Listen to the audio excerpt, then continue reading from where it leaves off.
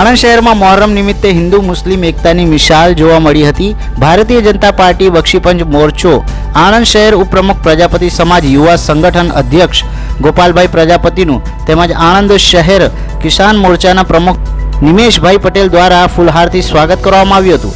મોહરમ પવિત્ર માસમાં આસપાસના સ્થાનિક રહીશો લોકો દ્વારા તાજિયા જુલુસ કાઢવામાં આવ્યા હતા।